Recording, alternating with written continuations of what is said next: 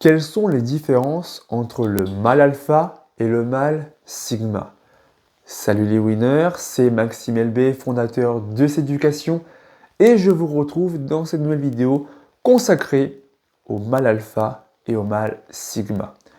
Est-ce que ça t'est déjà arrivé de te demander ce qui différenciait le mâle alpha du mâle sigma? Le mâle alpha est un concept assez connu, au contraire du mâle sigma. C'est ce qu'on va voir dans cette vidéo. Je vais t'expliquer 5 différences notables entre le mâle alpha et le mâle sigma, afin d'y voir plus clair. Avant toute chose, je t'invite à télécharger dans la description de la vidéo ton e-book offert sur comment obtenir une femme qui te correspond. Dans cet e-book 100% gratuit, tu auras toutes les méthodes clés, les recettes, les astuces pour faire des rencontres avec des femmes qui t'intéressent et obtenir une femme qui te correspond. Cela étant dit, passons maintenant au cœur de la vidéo avec les 5 différences entre le mâle alpha et le mâle sigma. Allez, c'est parti. Première différence, le besoin de reconnaissance. Ce besoin de reconnaissance chez le mâle alpha. Ce mâle alpha est un leader qui a un besoin vital d'être au centre de l'attention, d'être sous les feux des projecteurs. Lui, il veut que les autres reconnaissent sa valeur. Toujours un poste d'encadrement, de gérant pour fédérer les autres personnes. Son entourage, ses proches, son cercle social est en général admiratif de ce qu'il fait, de ce qu'il est, de ce qu'il dégage, par rapport à ses qualités. Et il a une aversion, il n'aime pas trop la solitude. A l'inverse, toujours dans ce besoin de reconnaissance, chez le mâle sigma, lui n'a pas ce besoin vital d'appartenance sociale, d'appartenance à un groupe précis. Lui, il s'en moque. Il n'éprouve pas vraiment d'intérêt pour diriger les autres. Et c'est un très bon ami de la solitude. Il est très souvent mieux seul que mal accompagné. Deuxième différence notable entre le mâle alpha et le mâle sigma, c'est le besoin de séduire. Le mâle alpha, par rapport à ce besoin de séduire, aime savoir que les femmes sont sensibles à son charme et à son sex appeal naturel. Lui, il recherche l'attention, il veut attirer l'attention, et il sait attirer l'attention justement. Et le fait de se sentir désiré par des personnes et désirable aux yeux des autres personnes, eh bien ça renforce ce sentiment de puissance qui lui permet de s'imposer aux autres. Il séduit pour autant avec classe, sans s'obstiner en cas de refus. Il ne tombe pas dans l'acharnement comme le font les autres losers fragiles. Quand la femme lui dit non, il accepte ce refus et passe à autre chose. Néanmoins, c'est un séducteur invétéré. Il adore séduire, il adore plaire aux femmes. Le mâle sigma, quant à lui, par rapport à ce besoin de plaire, est plutôt indifférent aux tentatives des femmes qui veulent le séduire et attirer son attention. Il va plutôt accorder son intérêt vers des femmes qui jugent dignes de lui, des femmes de valeur. C'est pourquoi il va plutôt prendre le temps de connaître l'autre personne. Et lui, il recherche plutôt les relations profondes, authentiques. Troisième différence notable entre l'alpha et le sigma, c'est la gestion des conflits. Déjà, le point commun, c'est que ces deux personnalités masculines-là savent gérer, à leur manière, des conflits. Mais les différences vont reposer sur l'effet suivant.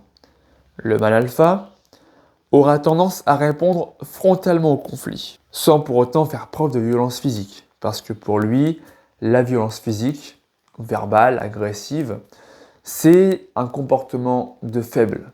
Un loser fragile, incapable de gérer ses émotions, de conserver son sang-froid. Il va utiliser sa rhétorique, son art oratoire. Il maîtrise l'argumentation pour marquer son territoire. Il est friand de joutes verbales, ça veut dire qu'il va adorer débattre, mais il sait qu'au final, c'est lui qui marquera le point décisif dans le débat en question.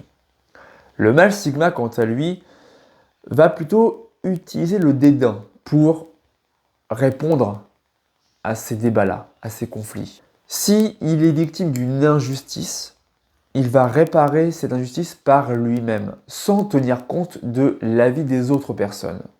Plutôt que de débattre comme le ferait un mâle alpha, de faire preuve d'arguments pour montrer qu'il a raison et que l'autre en face a complètement tort. Le sigma, lui, va plutôt prendre de la hauteur, relativiser la situation et tourner les talons. Ce n'est pas un comportement de lâche, mais plutôt, il va comprendre qu'il est au-dessus de ça. Que de débattre avec cette personne-là, cet idiot qui se prend pour ce qu'il n'est pas, c'est de la pure perte de temps. Et qu'il n'a pas du temps à perdre. Il a du temps à mettre à profit pour ses projets, pour ce qu'il veut dans sa vie. Quatrième différence entre l'alpha et le sigma, c'est les aspirations sociales et matérielles. Le mâle alpha, lui, utilise ses compétences au service de la réussite sociale. Il recherche constamment l'évolution personnelle. Il veut toujours s'améliorer dans tous les départements de sa vie. Au niveau du salaire, au niveau de la maison, de la famille, de la réussite dans son ensemble. Et il va accorder une certaine importance aux choses matérielles. Non pas pour se prouver quelque chose comme le ferait un simple loser fragile, pour montrer qu'il a, soi-disant, de l'argent, pour se sentir exister aux yeux du monde, mais ça représente des symboles, des trophées qui montrent qu'il a atteint tel ou tel objectif, qu'il avance dans sa vie, qu'il atteint une étape de sa réussite sociale, par exemple. Le mâle sigma, quant à lui, veut toujours garder son indépendance et ne veut pas subir les contraintes de la vie, les aléas de la vie. C'est plutôt un homme spirituel, le mâle sigma. Un homme qui va plutôt passer son temps à élever son esprit, à l'enrichir, enrichir ses connaissances en travaillant sur ses passions, sur ses loisirs, ce qui l'inspire. Et il va être loin des possessions matérielles. Et enfin, cinquième différence notable entre le mâle alpha et le mâle sigma, c'est leur vision de la vie, la conception de la vie. Le mâle alpha voit la vie comme un éternel défi à relever, chaque jour. Il se voit comme un leader, un chef de groupe. Son existence est intrinsèquement liée à ça. Parce qu'il a besoin, je le rappelle, d'une appartenance sociale, d'une reconnaissance sociale des autres. Une reconnaissance entrepreneuriale en tant que chef de projet, en tant que PDG. Son but, c'est vraiment d'être intégré à la société. Donc la vie, pour lui, représente un grand défi à relever et une compétition qu'il veut toujours remporter. Le mâle sigma, quant à lui, par rapport à la conception qu'il a de la vie, c'est qu'il veut conserver son indépendance et donc sa liberté. Pour lui, une vie réussie, c'est pas une vie où il y a un bon salaire, une belle maison, une belle famille, etc. Non. Lui, il veut suivre sa propre voie. Il a ses propres principes, ses propres valeurs. Il veut vivre selon ses mêmes principes et ses mêmes valeurs. C'est un libre penseur qui n'a pas vraiment besoin de personne ni de codes sociaux pour se sentir exister, vivant ou pour évoluer. Il peut avoir un entourage, un cercle social, mais cet entourage sera extrêmement restreint et soudé par des liens qui sont forts, parce que je rappelle qu'il veut avant tout des gens de valeur qui lui ressemblent.